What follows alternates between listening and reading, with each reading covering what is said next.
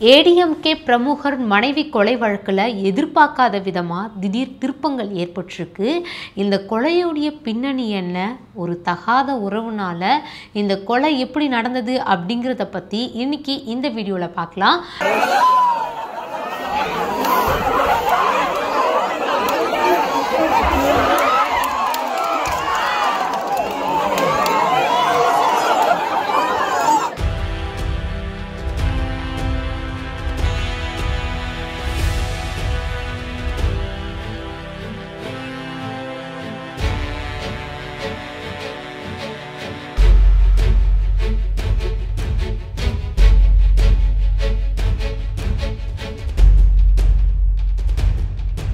Reflect நேயர்களுக்கு வணக்கம். நான் உங்கள் ரக்ஷயா பார்த்தி. கோவை பன்னிமாடா ஊராட்சி தலைவர் ஏடிஎம்கேவுடைய முன்னாள் மாநில கவுன்சிலர் தான் கவி சரவணகுமார். இவருக்கு 48 வயசில் மகேஸ்வரி அப்படிங்கிற மனைவியும் இருக்காங்க.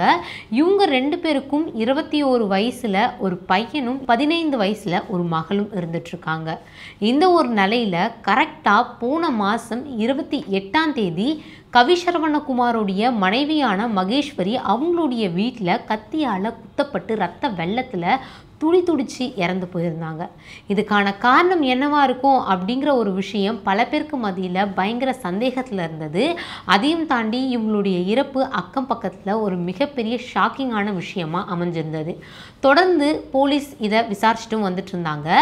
இந்த ஒரு நிலையில் சம்பவத்து அன்னிக்கே மகேஸ்வரி அதாச்சும் கவி சரவணகுமார் இவங்களுடைய டிரைவரான சுரேஷ் அப்படிங்கிறவர் போலீஸ்கிட்ட நான் தான் கொலை பண்ண மகேஸ்வரியை அப்படிங்கிற மாதிரி சரணடைஞ்சிருந்தார். தொடர்ந்து சுரேஷ்கிட்டையும் போலீஸார் விசாரிச்சுட்டு வந்திருந்தாங்க. எதுக்காக சுரேஷ் மகேஸ்வரியை கொலை பண்ணணும் அப்படிங்கிற ஒரு விஷயத்தை போலீஸ் வெளியே சொல்லவே இல்லை. ஆனால் விசாரணையில் சுரேஷ் சொன்னது என்ன அப்படின்னு பார்த்தீங்கன்னா, மகேஸ்வரி தன்னை திட்டினதுனால சுரேஷ் கோபம் அடைஞ்சி மகேஸ்வரியை கத்தியால் குத்தி கொன்னுட்டாரு அப்படிங்கிற மாதிரியான ஒரு விஷயத்தை சொல்லியிருந்தாங்க. இந்த ஒரு விஷயத்தை தான் சுரேஷ் அவர்கள் போலீஸ்கிட்டையும் சொல்லியிருந்தாங்க. ஆனால் அக்கம் பக்கத்தில் இருக்கக்கூடிய பல பேருமே எந்த டிரைவரை தான் ஓனர் திட்டாமல் இருக்காங்க, அதையும் தாண்டி திட்டினதுக்காகலாம் ஒருத்தர் கத்தியால் எப்படி இந்த அளவுக்கு குத்தி கொண்டு இருப்பாங்க அப்படிங்கிற ஒரு விஷயத்தை பேசிகிட்டு இருந்தாங்க. அதையும் தாண்டி கவி சரவணகுமார் தான் தன்னுடைய மனைவியான மகேஸ்வரியை கொலை பண்ணிட்டு சுரேஷ் மேலே இந்த ஒரு பழியை போட்டிருக்காரு அப்படிங்கிற மாதிரியும் பல பேச்சுகள் போயிட்டு இருந்தது. ஓகே, இந்த ஒரு கொலையில் யார் குற்றவாளியாக இருப்பாங்க அப்படிங்கிற ஒரு விஷயத்தை போலீஸ் சிசிடிவி கேமரா மூலயமா கண்டுபிடிக்கலாம் அப்படிங்கிற மாதிரியான ஒரு முடிவை எடுக்கிறாங்க. வீட்டை சுற்றி மட்டும் இல்லை, வீடுக்குள்ளார முழுமையாகவே சிசிடிவி கேமரா அப்படிங்கிற ஒன்று இருந்திருக்கு. ஸோ இந்த ஒரு நிலையில் சிசிடிவி கேமராவை செக் பண்ணால் யார் இந்த கொலையை பண்ணாங்க அப்படிங்கிற ஒரு விஷயம் வெளிவரும் அப்படிங்கிற ஒரு முடிவை காவல்துறை கையில் எடுக்கிறாங்க. ஆனால் சம்பவம் நடந்த 28ஆம் தேதி கரெக்டாக சிசிடிவி எல்லாமே ஆஃபில் இருந்திருக்கு. இந்த ஒரு நிலையில் கவி சரவணகுமாரோடைய மனைவியான மகேஸ்வரி இறப்பில் பல மர்மங்கள் சூழ்ந்திருந்தது. ஆனால் தொடர்ந்து போலீஸ் இந்த ஒரு விசாரணையில் ஈடுபட்டிருந்தாங்க. இதை தாண்டி சுரேஷை போலீஸ் அரெஸ்டும் பண்ணியிருந்தாங்க. ஆனால் தடாகம் காவல்துறை நீதிமன்ற விசாரிப்பில் இறங்கியிருந்தாங்க. இந்த ஒரு நிலையில் சுரேஷ்கிட்ட துருவி பல விசாரணைகளை மேற்கொண்டிருந்தாங்க. அப்போ தான் நம்ம யாருமே எதிர்பார்க்காத பல திருப்பத்தோட இந்த ஒரு கொலை வழக்கு வந்து முடிஞ்சிருந்தது. என்ன அப்படின்னு பார்த்தீங்கன்னா, சுரேஷ் அந்த கொலையை பண்ணுறதுக்கு முழுமையான காரணம் கவி சரவணகுமார். கவி சரவணகுமார் செங்கல் சூழியை வச்சு நடத்திட்டு வந்துருக்காரு. இந்த ஒரு நிலையில் பல பகுதிகளுக்கு போக வேண்டியிருந்திருக்கு. இதை சாதகமாக பயன்படுத்திக்கிட்டு பல பெண்களோட தகாத உறவில் கவி சரவணகுமார் இருந்துட்டு வந்துட்டுருக்காரு. இந்த நிலையில் ஒரு பொண்ணு கூட தகாத உறவில் இருந்த ஒரு விஷயத்தை தன்னுடைய மனைவியான மகேஸ்வரி கரெக்டாக கண்டுபிடிச்சிருக்காங்க. இந்த நிலையில் கவி சரவணகுமார் கையும் காலுமாக தன்னுடைய மனைவி கிட்ட சிக்கியிருக்காங்க. இதை தொடர்ந்து கவி சரவணகுமார் தன்னுடைய மனைவியான மகேஸ்வரி கிட்ட இனிமேல் இந்த மாதிரியான எந்த ஒரு தவறுமே நான் செய்ய மாட்டேன், என்னை மன்னிச்சிரு அப்படிங்கிற மாதிரி பேசியிருக்காரு. ஸோ இந்த ஒரு பிரச்சனையும் முடிவுக்கு வந்திருக்கு. ஆனால் கவி சரவணகுமார் கிட்டத்தட்ட 5 வருஷமாக வடபழனியில் ஒரு பொண்ணு கூட வீடு எடுத்து தங்கி தகாத உறவில் இருந்திருக்காரு. இந்த ஒரு நிலையில் தன்னுடைய மனைவியான மகேஸ்வரி கிட்ட போய் டிவோர்ஸும் கேட்டிருக்காரு. ஆனால் மகேஸ்வரியும் என்னால் டிவோர்ஸ் தரவே முடியாது அப்படிங்கிற மாதிரி முழுமையாக மறுத்திருக்காங்க. இதனால் கவி சரவணகுமாருக்கு பயங்கர டென்ஷன் ஆகியிருக்கு. அதையும் தாண்டி தான் உல்லாசமாக இருக்கிறதுல தன்னுடைய மனைவி மகேஸ்வரியினால் நிறைய தடைகள் ஏற்பட்டிருக்கு.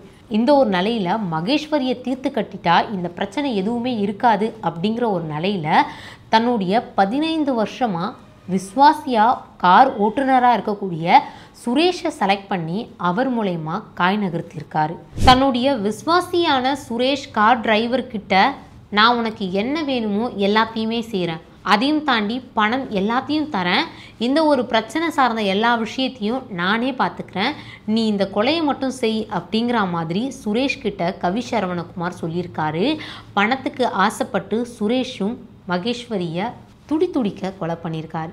இந்த ஒரு சம்பவத்தை போலீஸ் கண்டுபிடிக்க உறுதுணையாக இருந்த ஒரு விஷயம், சுரேஷ் கொலை நடந்ததுக்கு அப்புறமா தன்னுடைய ஓனரான கவி சரவணன் கிட்ட ஃபோன் பேசியிருக்காரு. ஸோ இந்த ஒரு விஷயம் மூலயமா தான் போலீஸ் துருகி விசாரிக்க ஆரம்பிச்சதில் மகேஸ்வரியை கொல்ல பிளான் போட்டதே அவருடைய கணவனான கவி சரவணகுமார் அப்படிங்கிறது முழுமையாக வெளிவந்திருந்தது.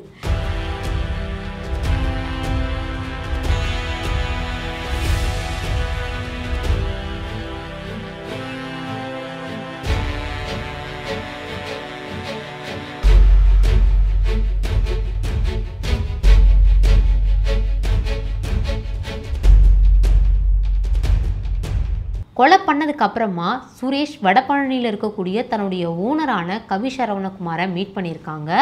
அப்புறமா கவி சரவணகுமார் சுரேஷை போலீஸ் ஸ்டேஷனில் நீயே போயிட்டு சரண்டர் ஆயிரு அப்படிங்கிற மாதிரி சொல்லியிருக்காரு. அந்த ஒரு செயலை தான் சுரேஷ்குமார் செஞ்சும் இருக்காரு.